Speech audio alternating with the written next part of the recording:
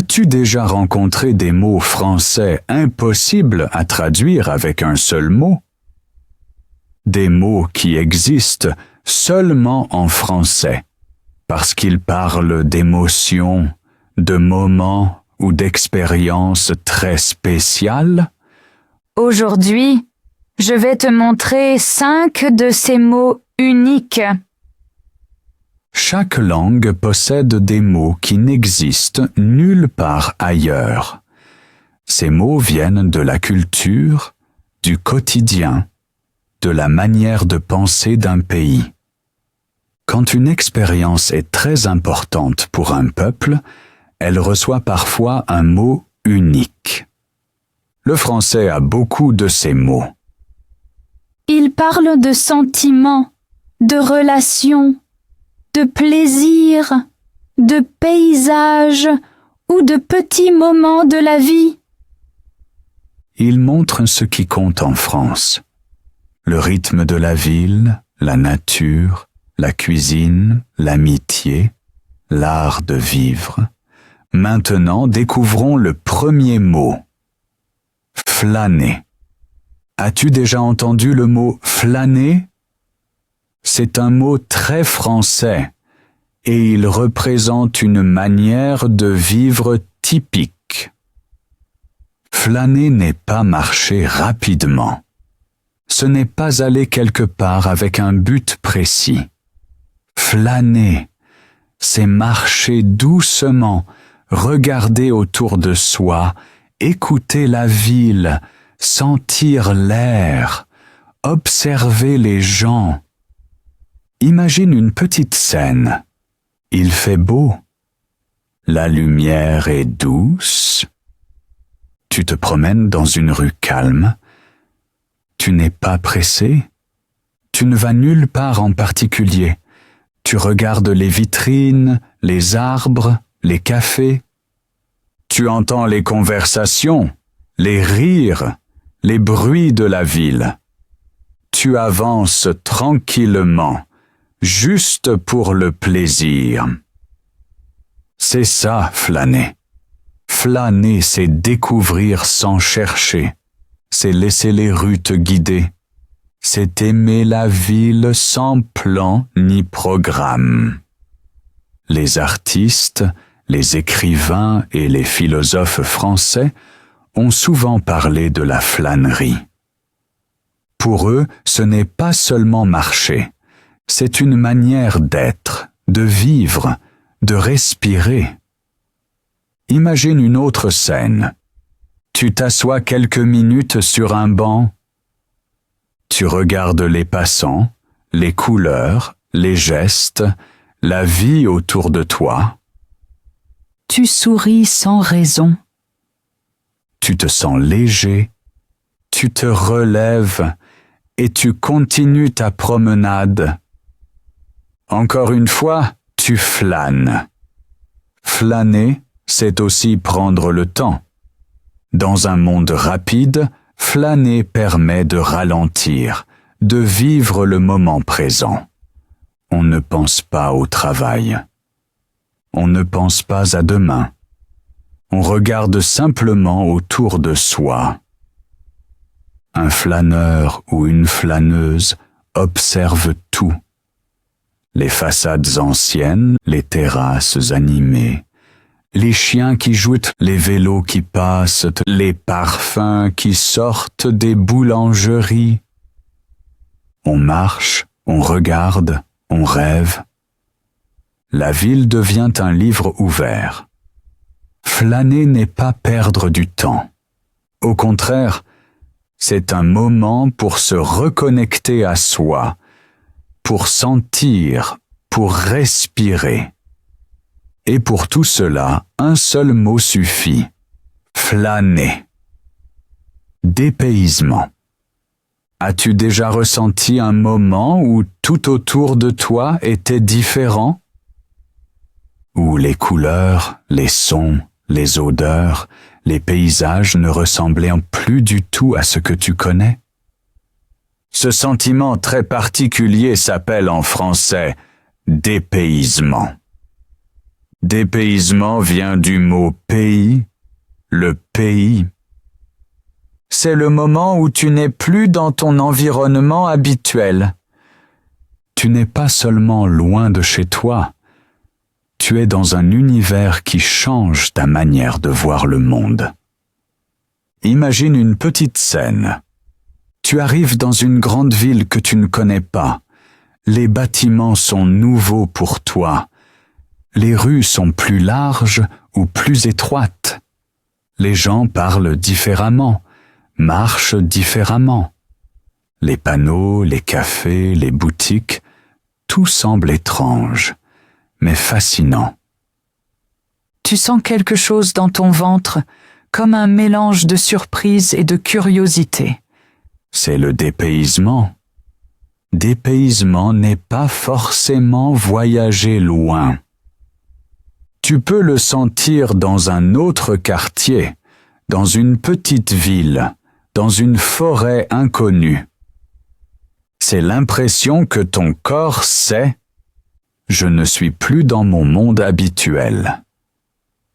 Imagine une autre scène. Tu marches dans la nature. Les arbres sont beaucoup plus grands que ceux près de chez toi.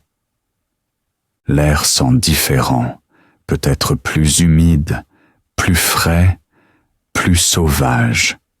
Tu entends des bruits de feuilles, des oiseaux que tu ne connais pas. Tu t'arrêtes quelques secondes. Tu te sens un peu perdu, mais aussi libre. Encore une fois, dépaysement. Le dépaysement peut être doux, calme, agréable. Mais il peut aussi être un peu étrange.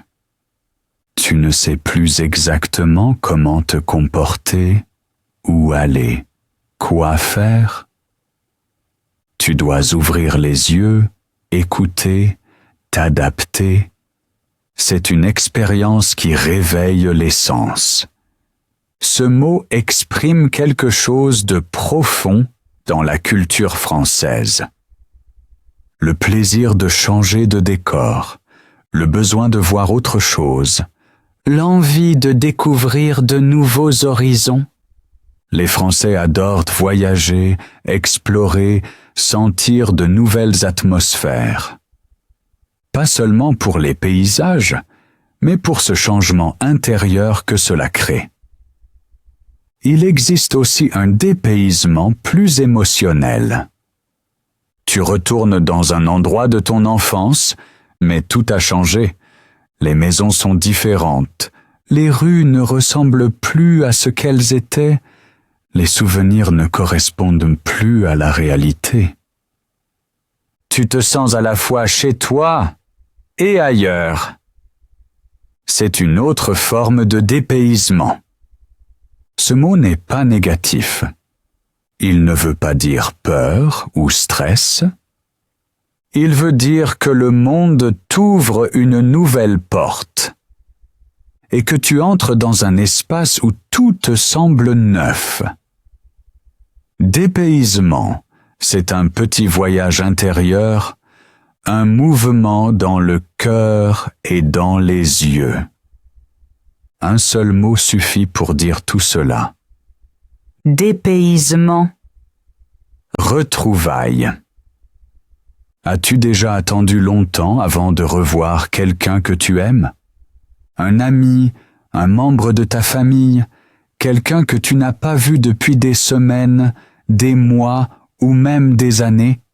Ce moment très spécial, juste au moment où vos regards se croisent à nouveau, s'appelle en français « retrouvailles ».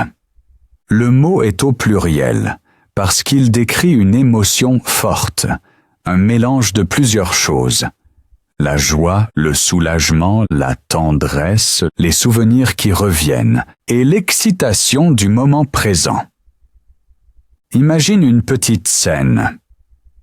Tu arrives à la gare, tu regardes autour de toi.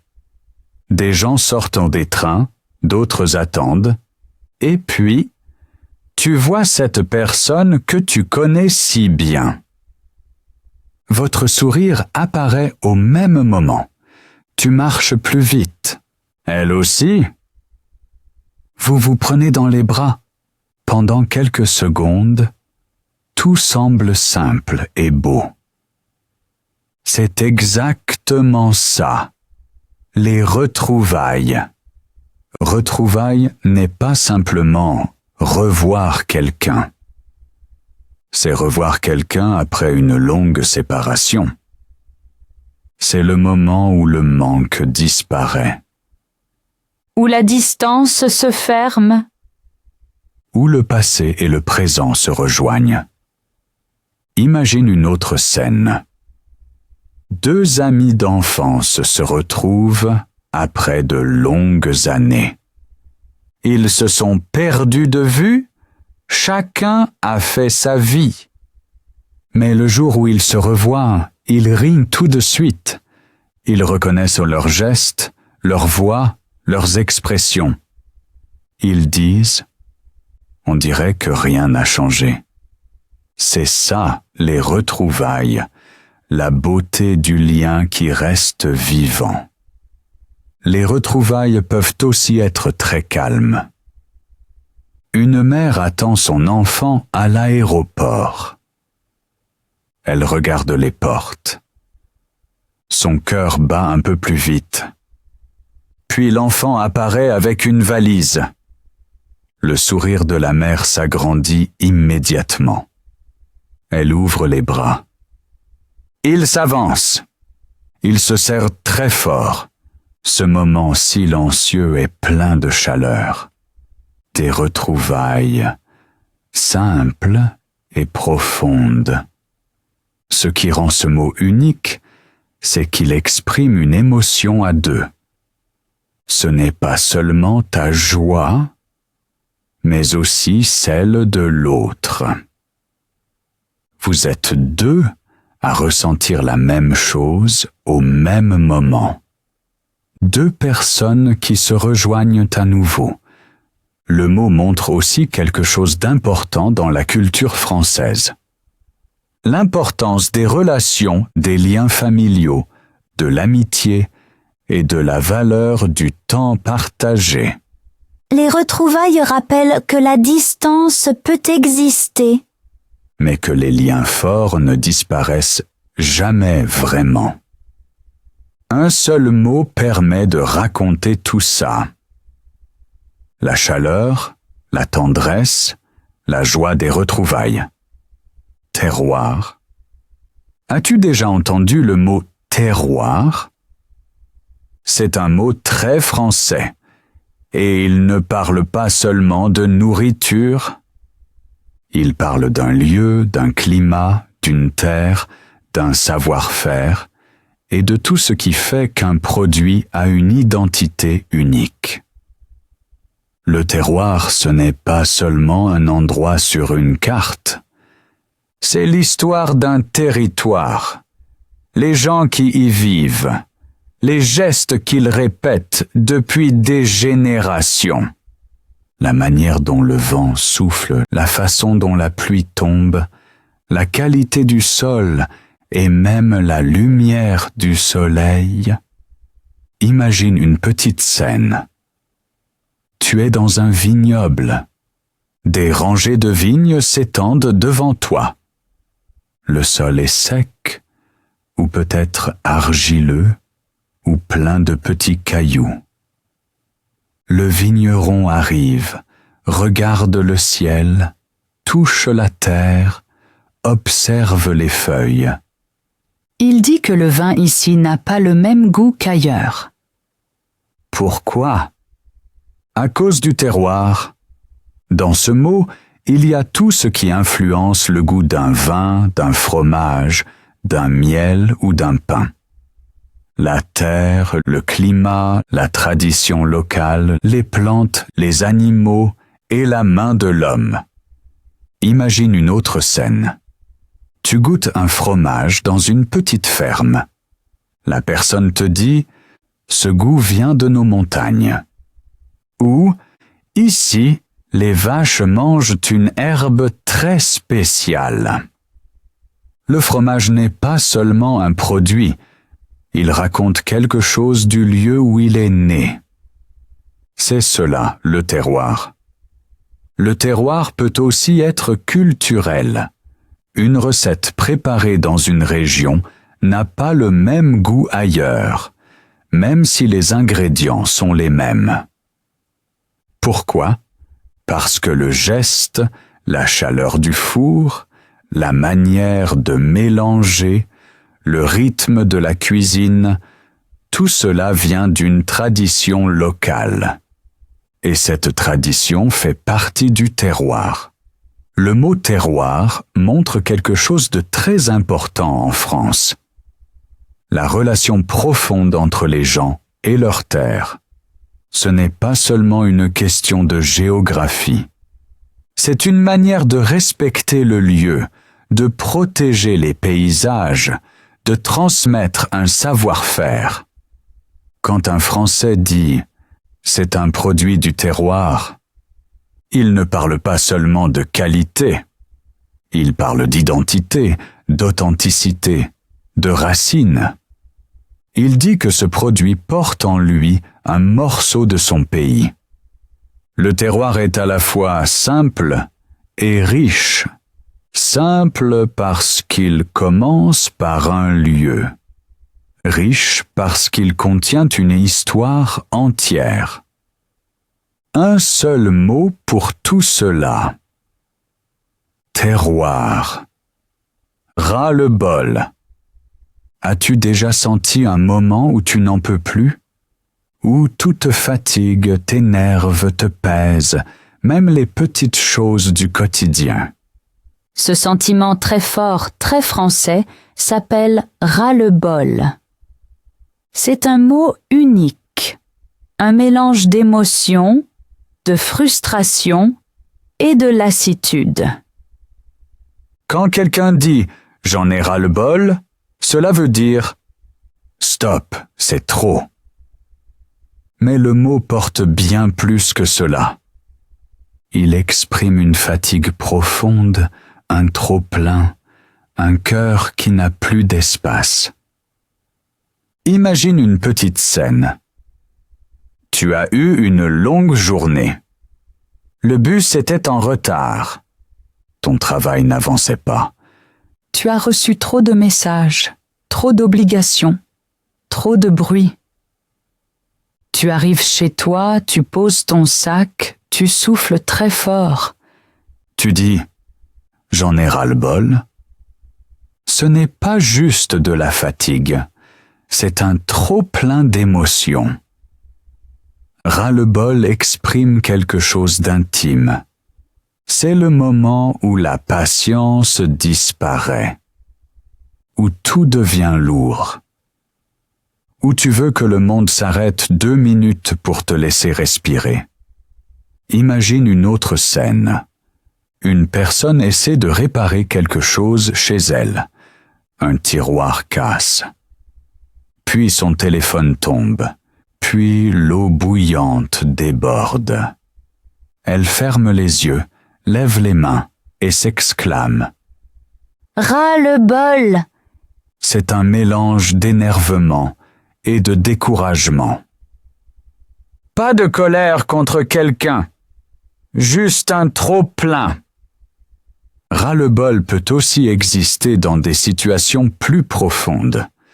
Par exemple, quand quelqu'un se sent étouffé par trop de responsabilités, trop de stress, trop de bruit, trop de demandes des autres. Le mot sort alors presque tout seul, comme un soupir. J'ai ras-le-bol, et tout le monde comprend immédiatement la gravité du sentiment. Ce mot montre un aspect important de la culture française. Exprimer clairement ses émotions. Dire ce que l'on ressent. Partager son stress.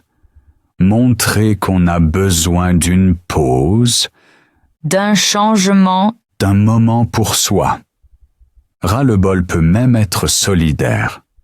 Si un ami raconte une mauvaise période, tu peux répondre « Je comprends, Tu as vraiment ras-le-bol. Le mot crée un lien, une compréhension immédiate, une empathie silencieuse.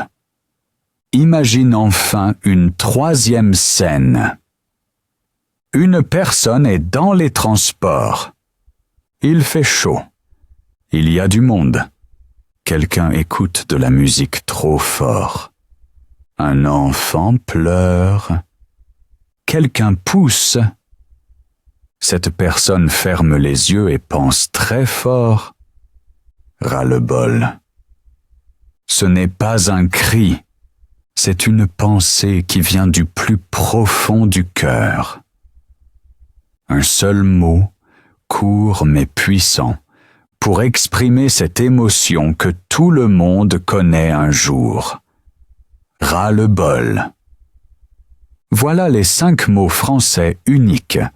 Flâner, dépaysement, retrouvailles, terroir et ras-le-bol. Merci d'avoir écouté. À très bientôt.